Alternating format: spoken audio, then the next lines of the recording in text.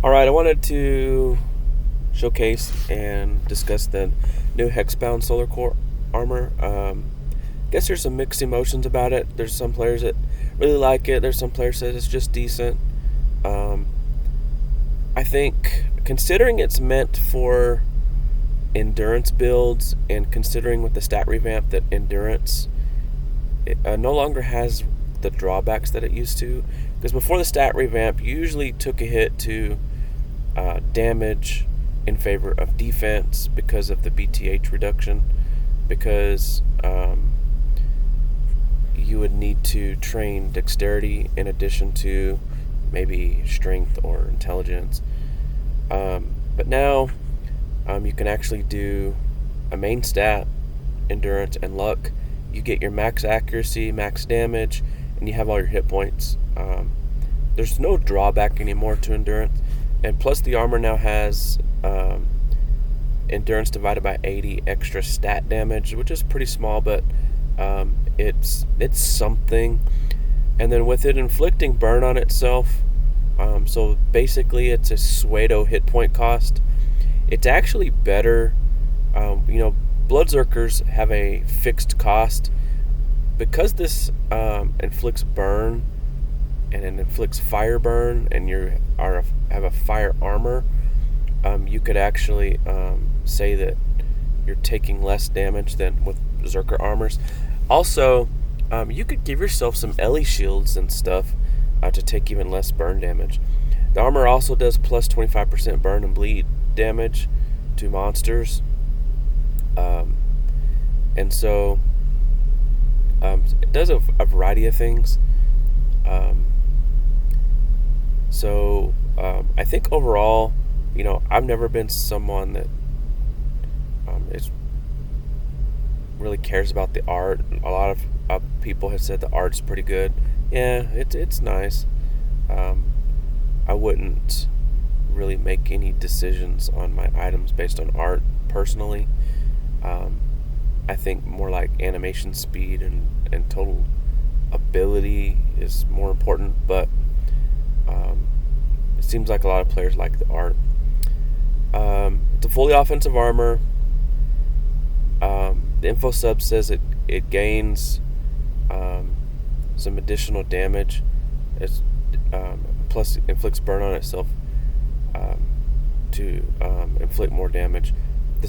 I think the star of the show is actually the skill. It's only 127 SP for melee and ranged. It's like 225, or I forget the amount. Let's see here for magic, 225. Yeah, so it's also weapon based. So the other thing too is a lot of players would make the argument that maybe T-Rex armor is better because of the 8 hits. That 8 hit skill, while very good versus bosses, I think it's too situational to me, and the skill is 392 SP. So basically you have 392 versus 127. And while I don't know offhand which skill does more damage, I will tell you that the skill here is extremely powerful. Now, I'm running a pure ranger build, just playing around with it. So you have basically dexterity, endurance, and luck. And then I'm running specific stacks. I like to showcase total capability and not just like the bland, this is just the armor with nothing going on. I think you really need to put specific things together to see how much an item will shine. So basically I've got my Lust Pet for the 30.88% added Lucky Shark rate. Got the Ramsey Guest for the plus 54% range damage. Tropo Shield for the Elivon.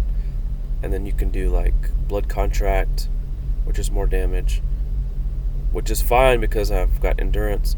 Or the Celestial Phoenix Feather. Misk, which is more Elivon. And then what I'm going to show you is kind of some damage numbers that this armor can put forth using this. That was 1,000 damage without the lucky strike there, and the second hit missed. So basically, the damage is split in two.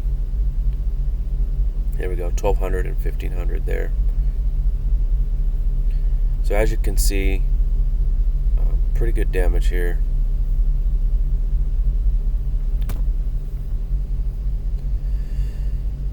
See if I can prime Chaos Orb. I'll fire it a little bit better. And then maybe we could do an Ellie Bomb there. We'll use Blood Contract this time. Because it's weapon based, and because I'm using a Ranger build, Infinita Staff, basically you're keeping your SP full. You'll see it basically probably fill up. So this is a farming armor in my opinion. You're probably not going to use it bossing. That's what T-Rex is for. So here we have low resistances. Let's see if we can stack some things here.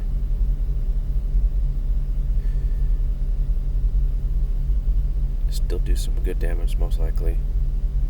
I mean, 1,500 damage versus 40% fires, pretty darn good.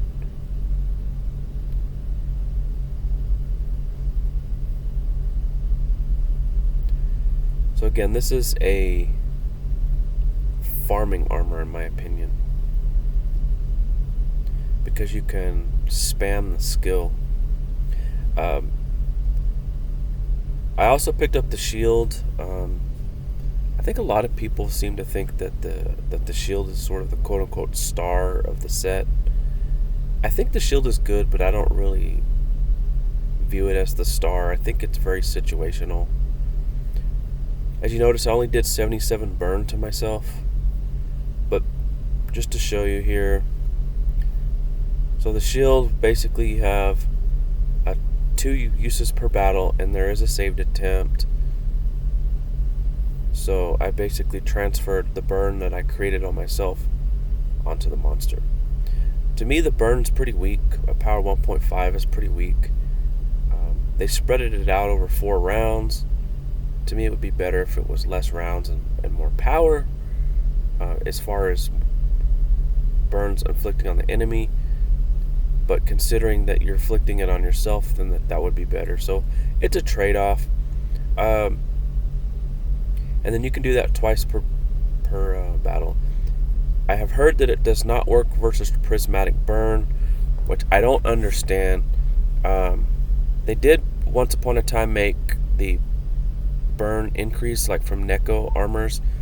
They changed it so that prismatic burn works with the damage increase, but on the burn eater skill that it has, that you cannot basically eat prismatic burn. My guess is that the plus 25% burn damage increase here would work on prismatic burn, but transferring it probably would not work. I don't understand why. I think prismatic burn is overrated, because it's literally taking all the resistances. So if you have a monster with a bunch of low resistances, I've tested it, the prismatic burn's very bad. So basically it's averaging all this up and maybe giving an omni elemental boost.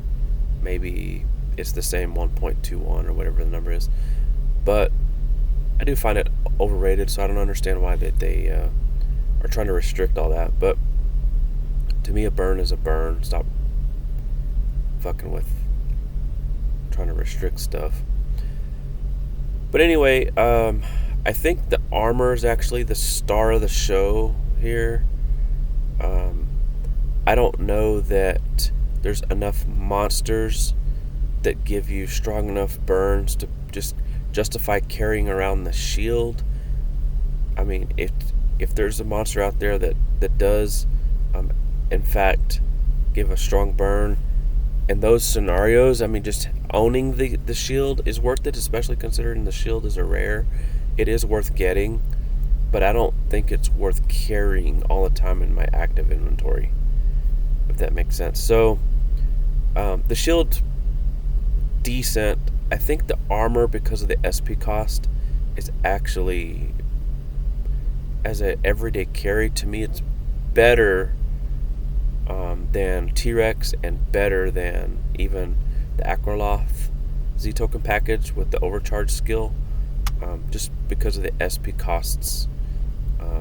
To me, it's more important to manage resources, especially considering the damage that this is doing, than it is just to go for pure damage. By far, to me, it's better. Here we have Alchemical Unity. Probably give a pretty significant blind, especially if both hits land.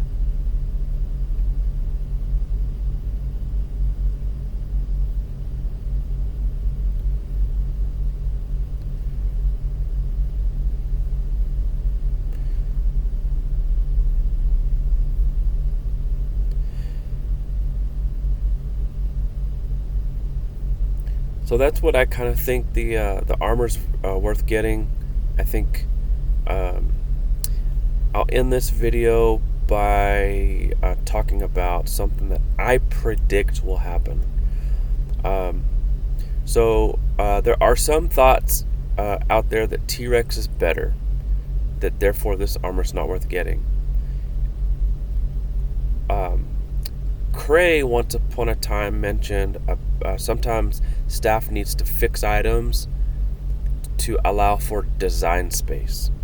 Now, if T-Rex is considered better, it's a gold item in the limited time shop. Okay. And then we've created an ultra rare golden gift box here that's got a fire weapon based skill. They just did the Akraloth blade with the summons that has fire based skills, weapon skills. So if players are believing that T-Rex is worth using over some of these pay to play items, then what staff has done with T-Rex is they've basically made fire based weapon skill armors not have enough design space to be worth creating, to motivate players to spend the ultra rare gift box to get like Hexbound, or to spend the money to get Akraloth. I predict, especially because T-Rex is a gold item, that staff will eventually nerf it. They're probably going to do one of two things, and maybe both. The 8-hit weapon-based special, I predict, will be reduced to maybe, I don't know, just spitballing, maybe like 3 or 4 hits. And then I believe it could also change away from weapon-based and become spell-based.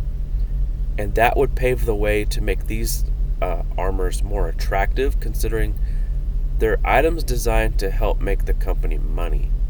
So I would advise, and it might not happen today, might not happen this month, because staff tends to move extremely slow. It may happen a year or two down the road, and everyone's going to be pissed off about it. But if I were staff, I would make the change right now.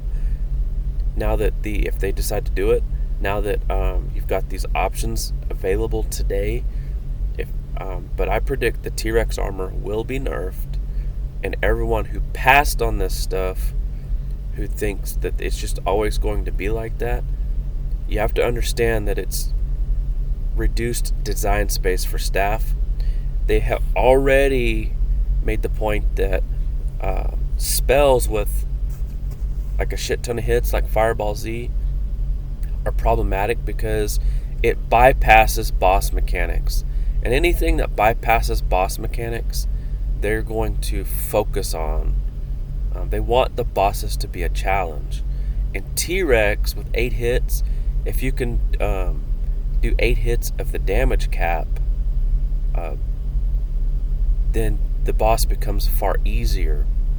And this is why I don't really particularly care for weapons and things, that it's like huge damage. That's why I prefer like really strong effects over pure damage.